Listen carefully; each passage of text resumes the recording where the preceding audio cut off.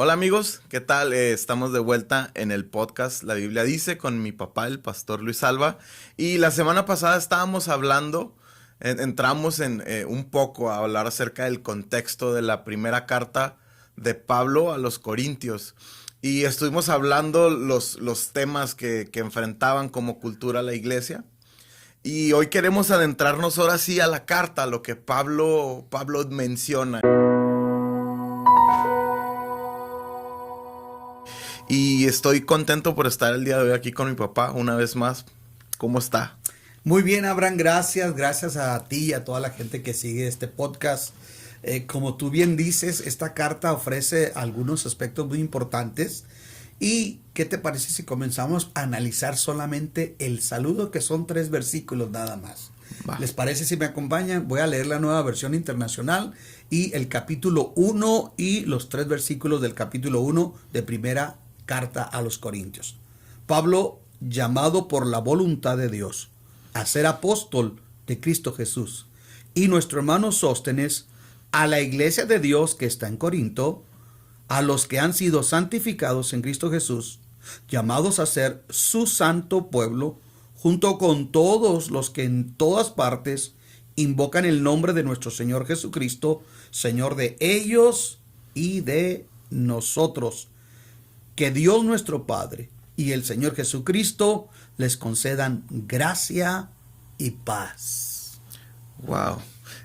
En este saludo, Pablo nos está diciendo ya mucho, ¿no? De lo que va a hablar en la carta.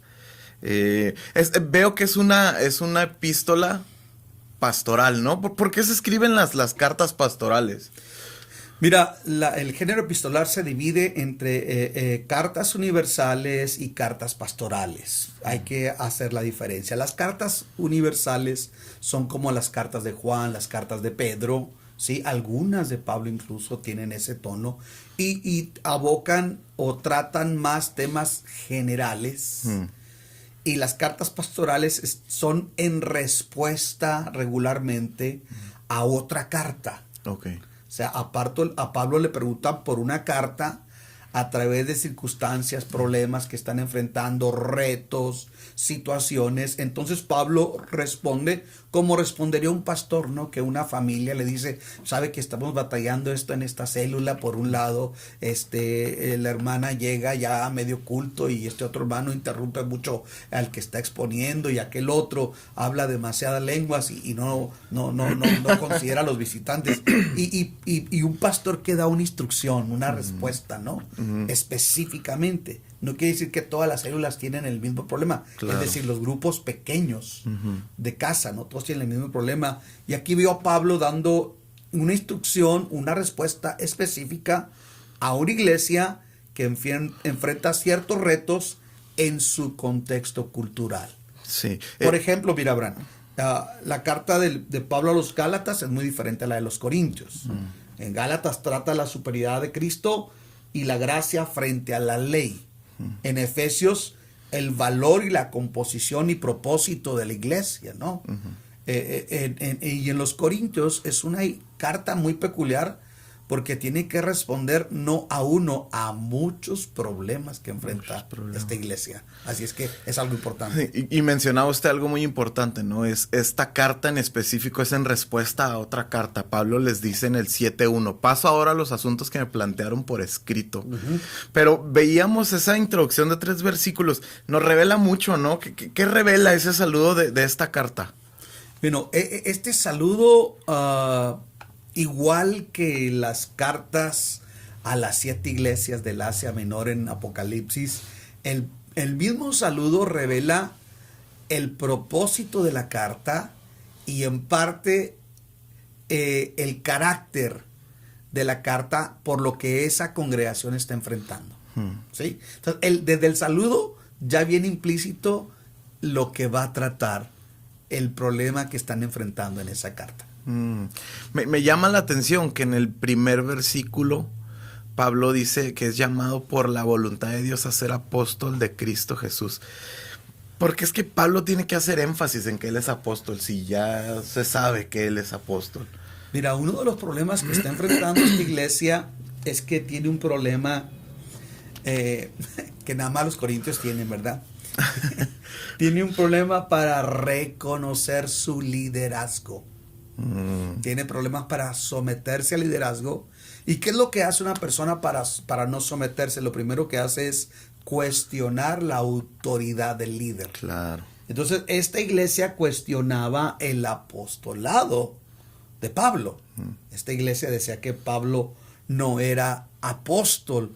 Por eso vemos que Pablo, cuando dice Pablo apóstol por la voluntad de Dios, apóstol de Jesucristo por la voluntad de Dios, no es que Pablo necesite remarcar quién es él. Lo que Pablo está recordándoles a ellos, que él es el apóstol de esa iglesia, a tal grado, Abraham, que Pablo había fundado esta iglesia. Esta iglesia no la fundó nadie más que Pablo. Entonces Pablo la funda en el año 50, está 1 año y medio con ellos, ¿me explico? Posteriormente vienen a trabajar en esta iglesia el gran predicador llamado Apolos, que la Biblia dice que era muy elocuente y que era poderoso en el conocimiento de las escrituras. Y se cree que posteriormente vino Pedro y su esposa y estuvieron un tiempo también ahí. Okay. Entonces, había una situación ahí porque esta iglesia, aunque Pablo la funda, aunque Pablo es el perito arquitecto que funda esta iglesia, de repente se encuentra al paso de los años con que esta iglesia ya no, hay un grupo fuerte que no lo reconoce, que cuestiona su autoridad, y ahorita vamos a estar viendo por qué cuestionan su autoridad. Y eso es algo que es muy común, ¿no? A veces, sacando algo práctico, a veces para no someternos, ¿qué es lo que hacemos? Cuestionamos la legitimidad de nuestras autoridades o nuestros líderes. Y es que es más fácil, ¿no? Cuando se nos confrontan nuestras carencias, nuestros problemas de carácter, va a ser más fácil siempre decir, ¿y tú quién eres? ¿No? Y es esto lo que está pasando con esta gente. O sea, Pablo les confronta problemas de carácter y para ellos, en vez de decir, sí es cierto, tenemos este problema, Dios nos saca de acá, seguimos con los mismos problemas, pero es mejor, para ellos es más fácil decir, ¿y este quién es? ¿Por qué nos está llamando la atención? Exacto. Es lo la que salida sucedía. Más liviana, es cuestionarla, es cuestionar. Y ahorita vamos a ver que hay otros factores que contribuyen a cuestionar su llamado. Pablo le dice que él es llamado no por ellos, sino que es por la voluntad de Dios, es decir, por el designio, por el propósito de Dios, porque Dios lo determinó. Y cuando Dios llama a Pablo, él nos deja ver eso en Hechos 9:15, dice que este es mi instrumento escogido. O sea, no lo escogieron ellos. Jesús lo escoge como un instrumento, dice, porque él va a dar a conocer su nombre tanto a las naciones como a los reyes. Y Cristo dice, y le voy a enseñar cuánto es necesario sufrir por mi nombre. Wow. O sea que parte de ese privilegio que tiene Pablo implica también un precio que tiene que pagar por la voluntad divina. Por eso vemos a Pablo, ¿no? Diciendo tanto Cristo Jesús. O por qué, bueno, antes de entrar a eso, ¿por qué no vemos, por qué es que le cuestionaban tanto su apostolado? Mira, una de las razones por las que cuestionaban a Pablo es por lo siguiente. Está raro, ¿no? Porque si es el fundador. Porque también lo vemos en la segunda carta, que lo cuestionaban. Si esa es otra. Se cree que la primera y la segunda son una sola carta. Órale. A veces se piensa que es una sola carta, pero realmente son fragmentos porque hay una tercera. Hay una tercera que está perdida. Sí, entonces, Pablo está extendiendo los tópicos, los temas, y ve la necesidad de escribir más cartas. Me explico, pero si tú te fijas, la temática viene siendo la misma. Sí. O sea, es una carta en el sentido de que viene tratando los mismos temas. Okay. A eso es lo que me refiero. Ahora, una razón por la cual lo cuestionaban, Abraham, es por lo siguiente. Mira, imagínate que tú eres el pastor fundador de una congregación. súper, ¿no? Te mandan de misionero, fundas una iglesia, que es lo que hace Pablo, y posteriormente, después de un año y medio, Pablo se tiene que ir. Entonces llega un gran hombre de Dios como lo es Apolos. Y la Biblia dice que Apolos es poderoso en el conocimiento de las Escrituras, de lo que es el Antiguo Testamento. Es poderoso. Aparte es elocuente. Es un hombre erudito y es un hombre elocuente. ¿Ok? Aunque Pablo es un hombre instruido, también en la palabra parece que sobresale Apolos. Entonces ya parece que Pablo está siendo poquito eclipsado ante el criterio de algunos por Apolos. ¿Sí? Posteriormente se cree que viene Pedro y su esposa a visitar la iglesia de Corinto. Y entonces imagínate hablar con Pedro. Oye, Pedro, ¿tú viste a Jesús? Sí. ¿Tú comiste con él, Pedro? Oye, Pedro, ¿cómo era él de sus ojos? ¿Hasta dónde sea su cabello? ¿Cómo era Jesús? Oye, Pedro, ¿tú lo viste en la cruz? Oye, Pedro, ¿tú lo viste resucitado? ¿Cómo fue cuando caminaste en el agua? Imagínate todas esas preguntas alrededor de una sobremesa con el apóstol Pedro. Bueno, parece que Pablo fue eclipsado. Claro. Por cierto momento. Claro. Y yo creo que llegó un momento donde le preguntaron a Pablo, ¿qué se necesita para ser? Era Pedro. Le preguntaron a Pedro, ¿qué se necesita para ser apóstol? Y Pedro dice, primero hay que ser enviado por Jesús. ¿Sí? Y haber visto a Jesús en persona. Haber visto a Jesús en persona y ser enviado por Jesús. Sí. Y ahí es donde está el detalle. Porque estos dicen, Pablo nunca miró físicamente a Jesús.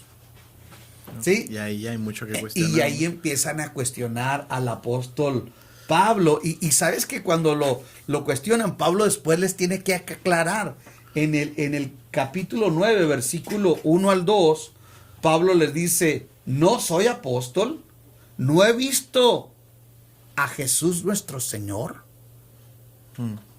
¿Te fijas? Claro. Y luego Pablo les tiene que hacer énfasis en su legitimidad, incluso que él es apóstol aún después de que estos escogen al sucesor de Judas. Porque en 1 Corintios, el capítulo 15, versículos 8 al 10, Pablo les dice, y por último, como a uno nacido fuera de tiempo, se me apareció también a mí. Entonces, como que Pablo no estaba en el programa de los 12, pero sí estaba en el programa de Jesús. Okay. Entonces Pablo tiene que defender su apostolado de que él vio a Jesús porque se le apareció a él. Okay. ¿Me explico? Sí. Por eso vemos esa situación, Abraham, que hay 3 o 4 partidos al interior de la iglesia. Que es los primeros problemas que él empieza a abordar, ¿no? En esta carta, las divisiones, los como lo llamaba usted la semana pasada, los caudillismos. Los caudillismos. Fíjate qué interesante. Hay caudillismos que no son promovidos por caudillos, sino que la gente asocia, la gente escoge. Estaba leyendo sobre la dogmática luterana.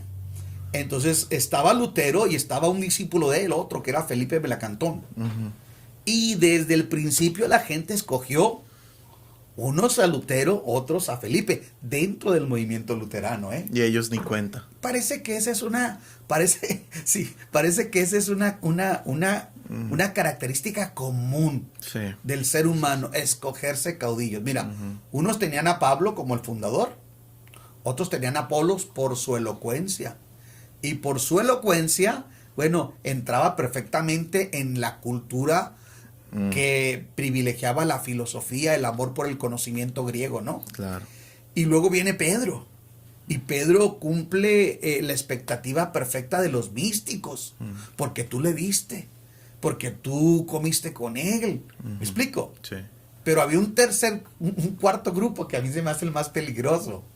Porque Pablo dice que a él le decían que unos decían yo soy de Pablo, otros de Apolos, otros de Cefas o Pedro. Y había un cuarto grupo que decía yo soy de Cristo. Y esos son los que más me preocupan, Abraham. Sí. Porque aunque ni Apolos, ni Pedro, ni Pablo promueven un caudillismo, la gente los adopta, pero hay un cuarto grupo que dice, no, ninguno de estos. Es la gente que dice el día de hoy, yo no me someto a nadie, Jehová es mi pastor, yo le doy cuentas a Dios, Dios conoce, Él sabe. Que terminan por no congregarse, ¿no? Porque no, Jehová es mi pastor y allá en mi casa puede ser mi pastor. Míreme qué unción tengo, dice gente. Mire cómo Dios me usa. Y no se someten a nadie. Argumentan que se someten a Cristo, ¿verdad? Pero claro. Si a tu pastor que no lo ves, no te sometes, te someterás a Cristo que no lo ves. Claro. Y eso es de los primeros puntos que aborda aquí Pablo, ¿no? Llamado por la voluntad de Dios a ser apóstol. Pero veo que usa mucho el término o las palabras Cristo Jesús. En el primero dice apóstol de Cristo Jesús. En el 2 dice a los que han sido santificados en Cristo Jesús. Y vemos que lo usa constantemente. Enfatiza mucho el Cristo Jesús. ¿Por qué enfatiza tanto él? Mira, ese término Cristo Jesús y no Jesús el Cristo. Cristo Jesús es una manera de referirse a él que usaban más bien los apóstoles que habían estado con Jesús. Era decir, el Mesías, Jesús. Primero decían, el Mesías, Cristo, Jesús. Y parece que esa manera de referirse identificaba una cierta cercanía o intimidad con el Señor propia de los apóstoles, que en este caso ellos lo usaban también para cuando trataban un tema que era fundamental, que era importante, era como la impresión sagrada de que esto era algo importante. Te doy un ejemplo. Ninguna condenación hay para los que están en Cristo Jesús. Cristo Jesús. Parece que esta es la palabra favorita de Pablo. ¿Sí? Todo lo puedo en Cristo que me fortalece.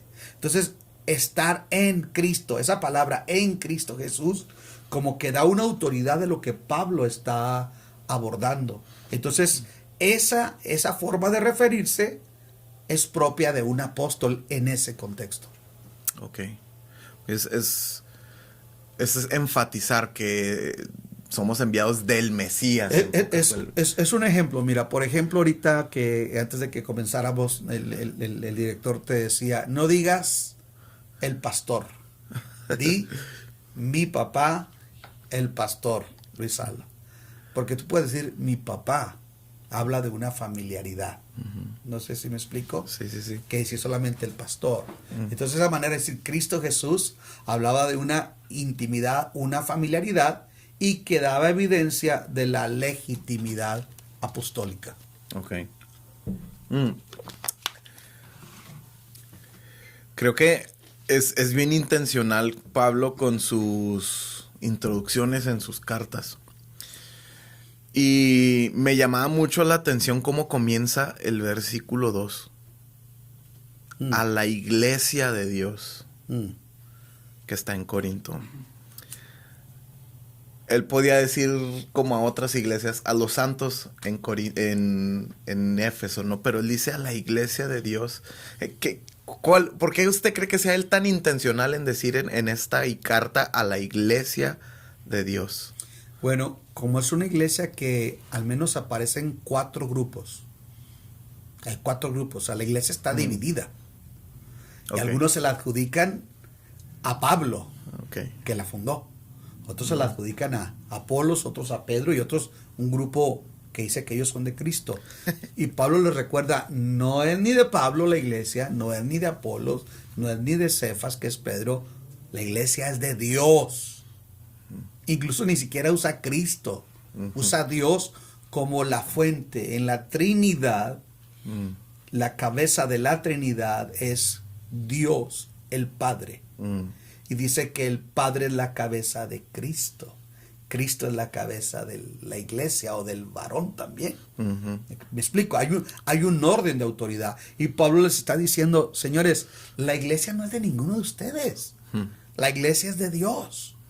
Por eso es muy intencional en ese saludo, Ren. Ok, que la iglesia, sí, pues Y nos tiene eso que hace recordar a mucho sentido. nosotros el día de hoy esto, ¿no? Ujú. De quién es la iglesia. No es de la denominación. No es de alguien que la ha secuestrado a nombre de... Incluso vamos a pensarlo. A veces, y toco un tema que es muy importante y muy sensible. Por ejemplo, yo soy el pastor que fundó la iglesia de Cántico Nuevo. Ujú. Tú y Edwin son mis hijos. Benjamín, Stephanie, Alexia, ¿no? Ustedes sirven al Señor. ¿Quién irá a ser el pastor sucesor en Cántico Nuevo? No necesariamente porque ustedes son mis hijos lo tienen que ser. Claro. ¿Me explico? Y claro, porque el ministerio no se hereda. No se hereda ni es una dinastía. Y a veces puede ser secuestrado la iglesia de esa manera, ¿no? Lo que nosotros hacemos como una familia pastoral es prepararnos, tratar de prepararlos ustedes para la obra del ministerio, para que ya sea aquí o donde Dios disponga, estén lo mejor preparados, pero la iglesia es de Dios. Escuchaba una vez a un predicador decir esto, hablando de esto, de que Pablo le dice a la iglesia de Dios, y él decía, no, la iglesia sí es mía. La iglesia sí es mía porque a mí me van a pedir cuentas por ello. Y me movió un poquito eso porque dije, bueno, sí es cierto, los pastores van a dar cuentas o no sé si hay un versículo, ¿no? Porque dice... Porque estos darán cuenta. Estos darán cuenta por vuestras almas. Ajá. Entonces, ¿qué me puede decir usted de eso? Trayéndolo a las palabras de Pablo. Yo creo aquí Pablo lo que quiere enfatizar es que la iglesia no pertenece a ningún grupo, ni a ningún caudillo, ni a ninguna corriente teológica al interior de la iglesia, sino que la iglesia sola y únicamente le corresponde al dueño de ella, que es Dios. Okay. Y les está recordando, es como ponerle su manacito en el saludo. ¿Me explico? Okay. La iglesia de Dios, que está en Corinto. Porque está por abordar ese problema. Exacto.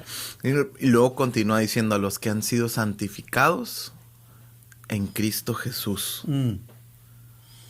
Y si te fijas, hace un énfasis, Abraham. Ajá, a los que han sido santificados.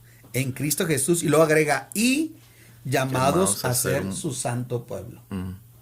A los que han sido santificados en Cristo Jesús y llamados a ser su santo pueblo. ¿Te fijas que hay un énfasis? La pregunta es, ¿por qué Pablo hace este énfasis en que ellos han sido santificados y su llamado ahora es para que sean lo que han sido ya? Su llamado es para que se sostengan en lo que han sido ya. Ellos fueron santificados en Cristo cuando creyeron. Amén. Santificados. Fíjate, el otro día estaba platicando con mi suegra, a la que le envié un saludo. Y le preguntaba yo que si sabe lo que es ser santo. Y ella decía que los santos eran las imágenes que recordaban a aquellos que vivieron, ¿no? Pero santo quiere decir apartado para Dios. Eso es santo. Entonces ellos fueron apartados para Dios, y una vez que son apartados para Dios como condición, son llamados a permanecer. Entonces hay un énfasis en que ellos son llamados a permanecer santos, porque ese es el reto, uno de los retos primarios que hablamos la semana pasada y que tiene esta iglesia. Y uno de los retos primarios de la iglesia de Corinto es mantener una vida santa, una vida pura, porque la cultura de Corinto es inmoral. De hecho, para referirse a una vida inmoral era decir una vida corinta. Esta persona vive una vida corinta. O para una muchacha, una chica que era, ¿cómo decirlo? De mi pastor. De una bonita manera. Mi pastor decía muy elegante, esta muchacha es de cascos sueltos. Una manera de decir que esa persona era un poquito ligera en su moralidad, era decir muchacha corinta. La inmoralidad era parte de la cultura Como dijimos la vez pasada, había el reto de la prostitución sagrada de las sacerdotisas, de la diosa Afrodita, la diosa de la fertilidad. Y los hombres podían tener hasta 4 mujeres, una que era su esposa, otra que era para su deleite sexual, otra para tener hijos, y una cuarta como una parte de algún rito sagrado. Entonces, la inmoralidad era algo tan tremendo en esta congregación, Abraham. Era algo tan tremendo que Pablo les dice, hey, este es un reto. Este es un reto. Estoy consciente de dónde está la iglesia. Están en Corinto. Estoy consciente de los retos culturales que tienen por la inmoralidad de Corinto. Pero no se les olvide que son llamados. Fíjate qué armonía. El mismo Dios que dice en el Antiguo Testamento, sed santos, porque yo, Jehová, tu Dios, soy santo. Es el mismo Dios que les está diciendo aquí a través de Pablo. Ustedes han sido santificados y llamados a que permanezcan y que sigan siendo santos. Y sigue sonando el día de hoy para nosotros. Ajá. Y si ustedes nos están viendo o escuchando, oyen a mi papá comentar acerca de este tipo de cosas de las muchachas corintias. Y si no has visto el episodio pasado, te lo recomiendo porque allí estamos hablando mucho contexto de esto. Y volvemos a esto, ¿no? Que Pablo está diciendo, santificados en Cristo, llamados a ser su santo pueblo. Es muy intencional, decía yo ahorita, porque usted mencionaba ahorita algo del significado de la palabra santo. Que dice, es que son apartados para Dios, ¿no? Y otra de las definiciones es apartados de, que es apartados del mundo para ser apartados para Dios. Y por eso también veo que Pablo puede que en eso esté siendo tan la palabra que decía ahorita, tan intencional. Tan intencional, ¿no? De hecho, la palabra eclesia, los llamados de afuera. Los llamados a salir. A salir del mundo. ¿Verdad? Ajá. Entonces somos llamados a salir del mundo. Y esta iglesia enfrentaba un reto tan tremendo, Abraham, porque incluso en el capítulo 5 se trata un problema de inmoralidad que ni siquiera se tolera en el criterio gentil, que era el problema de que un hombre vivía con la viuda de su padre.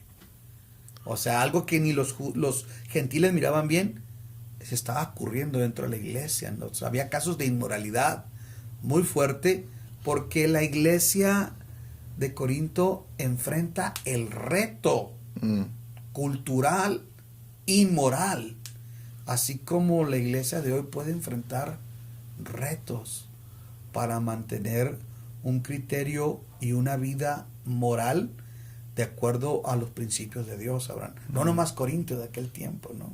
Hoy nosotros enfrentamos ese reto. Cuando hablamos de esos versículos me da risa porque me acuerdo que cuando con amigos del mundo nos decían, hey, en esta vida no voltees a ver ni a la ex de tu amigo, ni con la que anda tu amigo, ni con la que quiere andar tu amigo. O sea, digo esto, ¿no? Porque dice Pablo, ni en el mundo lo toleran, ni los impuros toleran estas cosas. Y por eso Pablo enfatiza, ¿no? Ustedes deben de ser santos. Si ni los del mundo toleran estas cosas, ¿cuánto más ustedes que son santos? Sí, por eso Pablo hace ese énfasis constantemente, pero la iglesia de Corintios, por ejemplo, en 1 Corintios, se me hace que es, no sé si es 9:6, si parece que es 9:6, les dice Pablo a los corintios, 6:9, perdón, les dice Pablo, ¿no saben que los malvados no heredarán el reino de Dios? Les pregunta. No se dejen engañar. Ni los fornicarios, ni los idólatras, ni los adúlteros, ni los sodomitas, ni los pervertidos sexuales, ni los ladrones, ni los ávaros, ni los borrachos, ni los calumniadores, ni los estafadores heredarán el reino de Dios. Y luego mira lo que les dice, y esto eran algunos de ustedes, pero ya han sido lavados, ya han sido santificados, ya han sido justificados en el nombre del Señor Jesucristo y por el Espíritu de nuestro Dios. O sea que la congregación de Corinto no se componía de pura gente que eran hijos de vecino. O sea, la iglesia de Corinto en su composición era gente que venía de una vida bien inmoral. Bien inmoral. Ahora vamos a traer esto al contexto de la realidad, Abraham. A veces se tiene el criterio equivocado que porque una persona se convirtió no va a batallar. ¿Me explico? Pablo le dice, uno de ustedes fueron homosexuales, otros practicaron el lesbianismo, otros practicaron el alcoholismo, otros eran idólatras, uno de ustedes eran maldicientes, eran ávaros, eran injustos, eso eran ustedes. Pablo les recuerda, eso eran. Y parece que a veces nos tenemos que recordar lo que éramos, en el buen sentido. Porque ¿de dónde nos sacó Dios, no? Martin Luther King dijo estas palabras: Señor, te doy gracias porque ya no soy lo que ayer fui, pero aún no soy lo que debo ser. Entonces Pablo les tiene que recordar a ellos, ustedes eran esto, pero ya no son, porque han sido santificados por el Espíritu de Dios, han sido lavados por la palabra, han sido justificados en el nombre del Señor Jesucristo. ¿Me explico? Ya han sido, y tienen que tener esa actitud y esa hambre, Abraham. ¿Me explico? Esa hambre de querer seguir manteniéndose fieles a Dios, practicando la santidad. Ahora, hablar hoy de santidad, ¿verdad? Hablar hoy de santidad. Sí. Por un lado tiene que haber un equilibrio. Claro. Por un lado, si tú veniste al Señor y de repente estás batallando con algo, ¿quién no? es natural, porque no hemos sido revestidos de gloria. O sea, tenemos que enfrentar nuestra naturaleza carnal. Es una realidad. La diferencia es a quién alimentas, si tu espíritu o tu carne. ¿Por qué batallas más? Cuando uno está batallando más, lo que está diciendo es que no está alimentando su espíritu. Punto. Se acabó. Si estamos batallando mucho, no es porque el pecado sea muy poderoso, es porque lo estamos alimentando mucho. Pero si alimentas tu espíritu, aquí está comprobado que el estudio de la palabra más de 4 días por semana empieza a ayudar a vencer malos hábitos fuertes en un creyente. Escuche, entonces, ¿por qué tenemos tanto problema? Bueno, la respuesta es muy sencilla, está implícita, porque no ocupamos tiempo para reflexionar en la palabra de Dios. Sí. Bueno, les dice, santificados en Cristo y llamados a ser su santo pueblo junto con todos los demás, los que en todas partes invocan el nombre de Jesús. Me sacaba un poquito de onda esas palabras. Cuando me mandó los versículos y leía junto con todos los que... ¿A qué se refiere ahí Pablo? Junto con todos los demás. Fíjate que le dice junto con todos los que en todas partes invocan el nombre de nuestro Señor Jesucristo, Señor de ellos y de nosotros. Hay un triple énfasis. Junto con todos los que en todas partes, Señor de ellos y de nosotros. Aquí hay una realidad. Por eso la pregunta es, ¿realmente tu iglesia, estás seguro que tu iglesia es la mejor? ¿Por qué? Como los corintios, era una cultura que privilegiaba, Abraham, constantemente el conocimiento.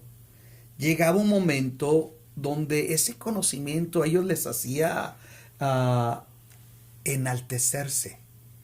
En el capítulo 8 de Corintios, los versículos 1 al 3, Pablo dice que el conocimiento a veces envanece pero el amor edifica.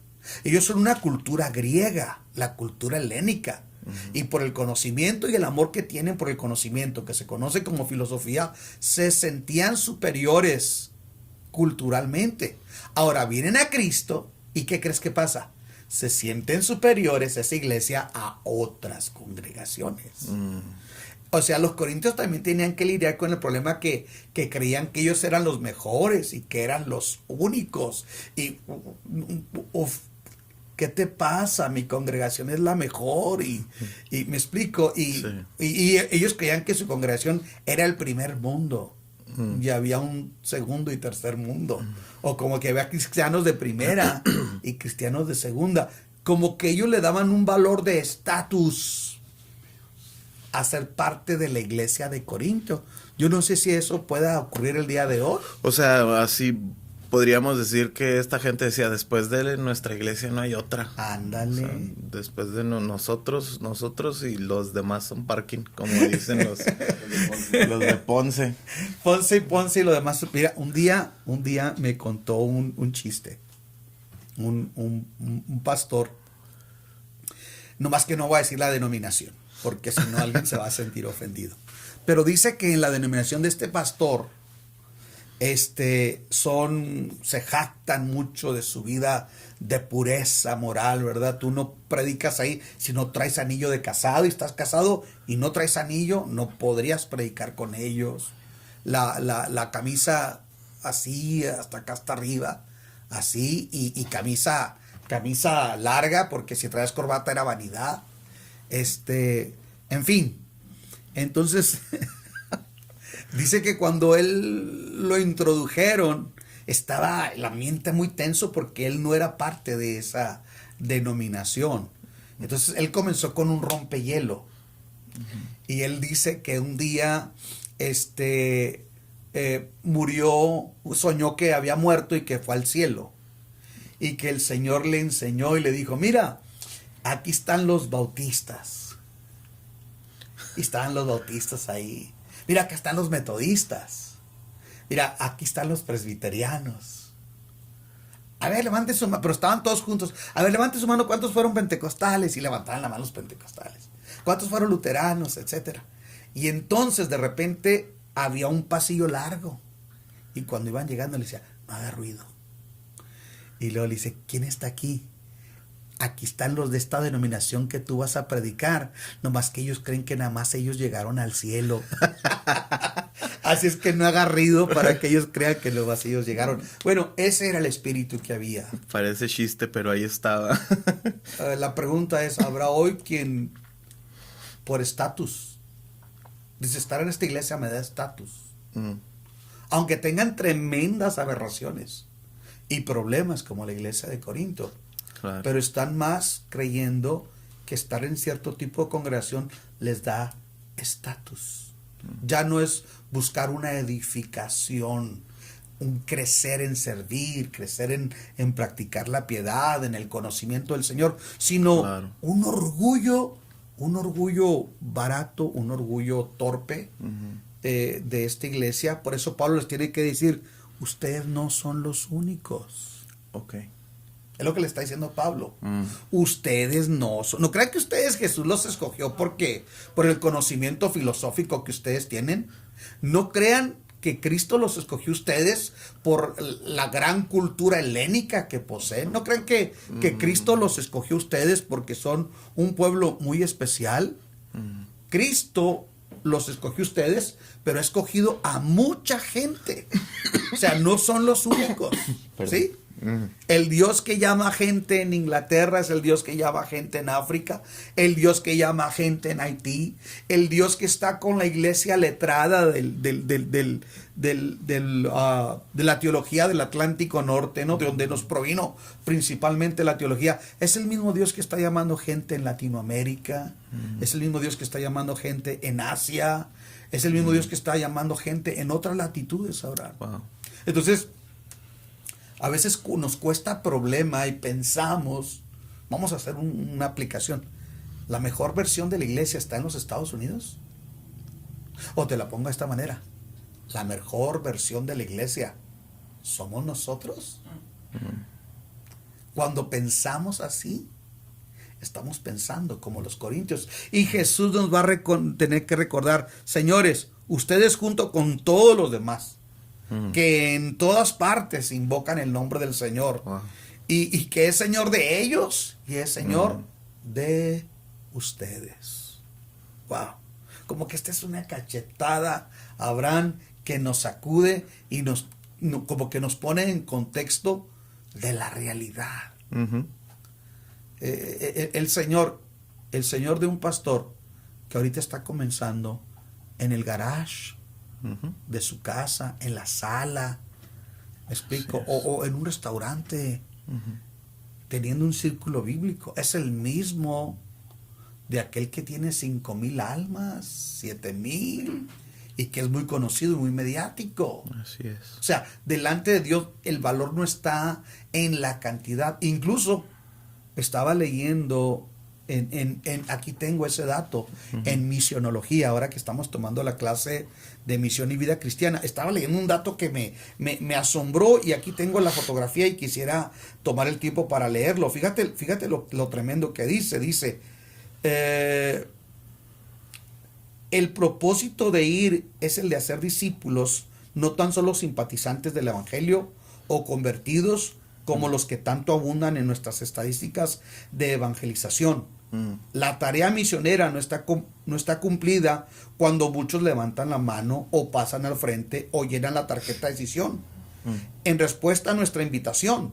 Tampoco está cumplida la gran comisión cuando el 20% de la población profesa creer en Cristo, o cuando logramos que determinada iglesia crezca numéricamente. O sea, una iglesia de muchos miembros no te garantiza que sea una iglesia realmente bíblica. Correcto. Y parece que los corintios era una iglesia llena de dones, llena de talentos, pero también estaba llena de problemas, llena de situaciones que parece que Pablo los empieza a poner en perspectiva en el saludo, y luego les desea algo que es importante. Sí, los va ubicando en Sí. en el saludo, ¿no? Como que les da una dosis dirían alguien, de ubicatex. Les da una dosis de ubicatex a los corintios. Y que a veces nosotros la necesitamos también. Decía un buen y conocido amigo, una clase de humildética, les decía. Una clase de humildética. Parece que a veces tenemos necesitamos clases de humildética. Clases de humildad, de sobriedad, ¿no? Hablábamos la semana pasada y ahorita lo mencionaba usted, se me va la palabra, tengo este problema. No te preocupes, yo te ayudo. Lo filosófico, las influencias. Las influencias. Las influencias filosóficas que había en ese contexto, ¿no? Pero cómo estas influencias filosóficas afectaban a esta iglesia, a la iglesia de Corinto, que era el principal problema, si lo podemos llamar así, que esta cultura afectaba dentro de la iglesia. Aparte que afectaban su criterio moral, el tener una cristología sana, es decir, entender correctamente la persona de Cristo. También ellos tenían un problema de arrogancia, Abraham, de superioridad. Tenían aires de superioridad porque su propia cultura, por el conocimiento, los hacía que se sintieran mejor. O sea, había un dicho que decía, Roma sometió a Grecia, pero Grecia conquistó a Roma. No fue Roma la que conquistó a Grecia, la subyugó, pero la cultura helénica, la filosofía, aún los dioses nomás les cambiaron de nombre, pero la cultura griega era el conocimiento, y entonces la cultura los afectaba a ellos, que les hacía que se sintieran superiores, o sea, una superioridad sobre los demás. Entonces ese era uno de los más marcados problemas. Afectaba la inmoralidad y luego afectaba también el sentirse superiores. ¿Cómo vemos eso hoy en día? El ser afectar lo que es la moralidad por la cultura. ¿Cómo lo vemos hoy en día eso? Mira, lo vemos en un evangelio diluido, porque el humanismo en la cultura está todo lo que da. Las frases, eslogan publicitarios apelan al humanismo, por ejemplo. A la superación del hombre. Sí, a la realización del hombre. Sé todo lo que quieras ser. O la marca que dice, solamente hazlo. O la marca que dice, amor es amor. ¿Me explico? Vive. Y luego existe. Tantos lemas que hay. Entonces, yo pienso que el problema, Abraham, hoy es que hay una iglesia muy diluida de la verdad bíblica, que ha metido más el humanismo, apelando y vendiendo la realización del individuo. Pero Cristo no se compromete a hacerte la persona más exitosa. El mensaje del evangelio no pretende hacer de ti un gran campeón per se. El mensaje del evangelio se centra en que tú y yo reconozcamos que somos pecadores, que no podemos salvarnos a nosotros mismos, y que Cristo en la cruz fue enviado por el Padre para pagar el precio de nuestra redención y salvarnos. Y una vez como salvos y santificados, nosotros vivamos la vida de la cruz, la teología crucis, el negarnos a nosotros mismos, compartir las buenas nuevas y extender el reino de Dios y modelar los valores, los principios del evangelio, modelarlos en nuestra vida. Ese es el mensaje de Pablo, es el mensaje de Pedro. Pero hoy en día la cultura está trayendo una iglesia muy permisiva, muy licenciosa, una iglesia donde lamentablemente lo que importa es el contexto cultural, una contextualización cultural, pero no necesariamente una actitud contracultural, porque hoy la santidad es contracultural. El negarte a ti mismo es contracultural. El vivir la piedad no es popular porque es contracultural. Sin embargo, hay metodologías de iglesias, digo metodologías entre comillas, porque la pandemia probó que no existían las metodologías de crecimiento, que era una frase bien elaborada de marketing, pero no era una realidad. Y por consecuencia, usan formas donde lo que importa es que la persona sea parte de un grupo.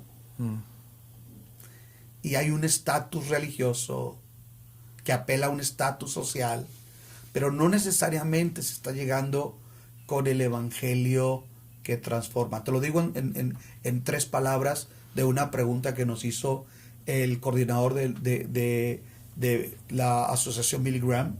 Nos dijo a un grupo de pastores anglos y hispanos, nos dijo, ¿realmente estamos predicando el evangelio efectivamente?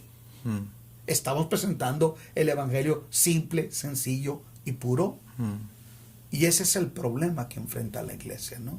Sí. Que de repente se está hablando del empoderamiento, de la realización, de un misticismo, ¿no? Donde Dios es el mago de la lámpara de Aladino y yo tengo el poder de decretar como decreta un místico o un agorero en un programa de revista en cualquier canal, ¿verdad? Que decreta que la ley de la atracción, etcétera. Todas esas tonterías, Abraham, hoy son parte de la teología de muchas iglesias, porque esa influencia cultural las está permeando más que la palabra de Dios. Ese es el reto de la iglesia de Corinto. Y me lleva a pensar lo que hablábamos la semana pasada, en el episodio pasado, el énfasis que hace Pablo, ¿no? Cristo y crucificado. O sea, volteamos a ver a Cristo en la cruz, todo ensangrentado hasta la última gota, porque ahí no decretó Jesús y dijo, ¿por qué Jesús ahí no dijo soy un campeón? ¿Por qué Jesús ahí? Por eso Pablo también tiene esa intencionalidad ahí, ¿no? Si se tratara del humanismo, voltea a ver a Jesús, que al final del día Él es el que nos santificó y somos llamados a ser como Él. Si Él sufrió en la cruz, ¿quién te dice a ti que tú no vas a sufrir, no? Uh-huh. Y Pablo dice, los que quieran vivir piadosamente van a tener que padecer persecución. Uh-huh. Y Pablo le dice a los filipenses que somos llamados a participar de la ekenosis, que es despojarnos y vaciarnos del yo, uh-huh, y tener la misma actitud que tuvo Cristo Jesús, el cual siendo en forma de Dios, no escatimó a ser igual a Dios, sino que se despojó. Fíjate qué tremendo. La teología del primer siglo era que el creyente se despojara del yo. Uh-huh. Y hoy es fortalecer el yo. Empoderar el yo. Wow. Yo. Escuchaba el otro día a un predicador y habló tanto de él. Tanto habló de él que yo dije, ¿ya qué nos va a predicar? Pero lo más tremendo no es eso. Lo más tremendo es cómo toda la gente reaccionaba, uh-huh, ante eso. Uh-huh. Porque eso les adula y les llena el oído. Uh-huh.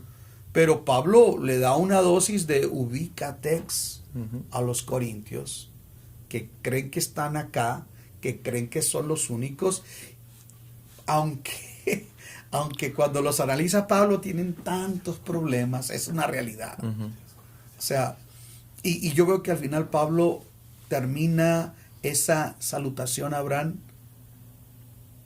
deseándoles algo que puede ayudarle a ellos. Si tú lo puedes ver conmigo. Sí, el versículo 3 dice que Dios nuestro Padre y el Señor Jesucristo les concedan gracia y paz. ¿Te has puesto a preguntar por qué Pablo les desea gracia y paz? No me lo he preguntado. Mira, primero que nada, lo único que nos puede sostener en este mundo como creyentes, es más, no es ni mi conocimiento por sí mismo, no son mis títulos, no son mis logros, no es, como he dicho, la unción que tengo, esas son payasadas. Todos tenemos la misma unción, la unción del santo, se acabó. No es los cargos o la experiencia que yo tenga, es la gracia de Dios. Lo único que nos puede sostener no está en mí, está en Dios. Es su gracia. Así y dice es. Que Él es poderoso para guardarnos espíritu, alma y cuerpo irreprensibles por su gracia. Y la gracia en ese sentido va más allá del favor inmerecido. Es Dios sosteniéndome. Es Dios ayudándome en mi debilidad. Pablo se está refiriendo, ustedes necesitan la ayuda de Dios en medio de tanta debilidad de carácter que ustedes tienen. A esa gracia o esa faceta de la gracia que se refiere el apóstol Pablo. Y por otro lado, Abraham les dice la paz. Porque aunque tienen mucho conocimiento, no tienen paz. Están peleados con todo el mundo. Los que le van a Pablo están peleados con los que le van a Pedro. Los que le van a Pedro están peleados con los que le van a Apolos, y los que le van a Cristo están peleados con todos. Esa iglesia están enemistados, están divididos. Entonces Pablo le dice a ustedes, necesitan la paz de Dios, porque acuérdate lo que dice en la carta a los hebreos, ¿no? Dice, procuren la paz para con todos, Hebreos 12:14, procuren la paz para con todos y la santidad, sin la cual nadie verá al Señor. Fíjate que a veces podemos ser tan bíblicos que estamos enojados con todos. Somos tan buenos en lo que hacemos que menospreciamos a otros. ¡Ah, qué fea alabanza tienen esos! Nosotros sí cantamos bonito. O esta bola de ignorantes, nosotros sí somos eruditos. Eso no es la gracia y eso no es la paz de Dios. Somos llamados a amarnos, a sobrellevarnos, a soportarnos, incluso a tratar nuestras diferencias con amor. O el otro extremo, ¿no? La iglesia emergente. Nosotros sí somos chidos, aquellos son viejos, aquellos son están anticuados, siguen y se jactan de su ignorancia diciendo que siguen viviendo en la senda antigua aquellos y nosotros estamos en lo nuevo. Hay tantas formas que la gente se pierde y toma un caudillismo y toma un grupo, ¿no? Yo he oído gente que dice, nosotros somos las sendas antiguas, por eso traemos el la cuello vieja escuela. así, ¿verdad? nosotros somos la vieja escuela. La vieja escuela es la escritura, se acabó. Y no es vieja, está vigente por siempre. Pero Pablo hace una mención a Abraham para terminar, es que hagamos un replanteamiento nosotros. Si nosotros somos gente, número uno, que honra a sus líderes, a sus pastores. La iglesia sana honra, reconoce y se somete a la autoridad de sus pastores. La iglesia sana, Abraham, reconoce que la iglesia es de Dios. Es de Dios. Él es el dueño de ella. Y que el caudillismo, el partidismo dentro de la iglesia afecta esa jactancia denominacional. Yo soy, dijo el otro pastor, dijo, yo soy reformado. Le dije, ¿yo qué culpa tengo? No, tú eres reformado, aquel es arminiano, aquel está en medio. Lo que importa es que somos lavados con la sangre de Cristo. Así es. No nos hace superior si somos arminianos o somos calvinistas, si somos pre o post tribulacionarios, si somos pre o post milenarios. Eso es lo que no nos hace, no nos da valor. Lo que nos da valor es que somos la iglesia de Dios en Cristo y se acabó. Una iglesia sana, Abraham, es una iglesia que entiende que ha sido sacada del mundo y que se mantiene practicando una vida santa, modelando los valores del evangelio. Una iglesia sana, si que usted queremos preguntarnos si nuestra iglesia es la mejor congregación, es una iglesia que no se jacta de ser la única o la mejor, sino que en humildad se reconoce como parte del cuerpo de Cristo. Nada más. Una iglesia sana, Abraham, es una iglesia que reconoce la gracia de Dios en otros. Mira, ahorita que estamos estudiando, yo veo la obra de la iglesia luterana a través de la historia, la aportación de la iglesia reformada, la aportación del metodismo, Wesley, los movimientos de santidad, la aportación del pentecostalismo. Y por qué no decirlo, hay que reconocer también, hay movimientos neopentecostales o carismáticos en estos últimos tiempos que también han tenido un impacto poderoso llegando a muchas generaciones, porque quedarme diciendo que solamente los movimientos del pasado fueron efectivos también pecaría de arrogancia. Claro. Hay ahorita iglesias con una perspectiva muy fresca, pero qué importante es tener un equilibrio y reconocer para mantenernos en la paz de Dios y reconociendo la gracia de Dios en otros. Abraham, eso es lo que describen esos 3 versículos, y esperamos que a nuestros amigos que han seguido este podcast nos sigan apoyando. Abraham, qué oportunidad tan bonita compartir este tiempo contigo. Sí. Bueno, ya que estamos terminando, gracias por la oportunidad. De verdad estoy aprendiendo mucho y les recomiendo, como les decía ahorita, volteen a ver el primer episodio, al episodio pasado, del contexto, donde estamos hablando del contexto, porque eso nos ayuda mucho para entender muchas de las cosas que se hablaron hoy. Sí, señor. Pero me gusta mucho lo que vimos en estos 3 versículos, ¿no? Me quedo con la humildad que nos está diciendo Pablo que tengamos como cristianos. Nos está diciendo, ustedes, tanto como aquellos otros, todos fueron santificados, todos fueron apartados, todos fueron... ¿Qué te parece si le ponemos nombre y apellido en nuestro contexto aquí en El Paso? A ver. Señor, diría, Señor de ustedes, Señor de todos, que en todas partes, Señor de ellos.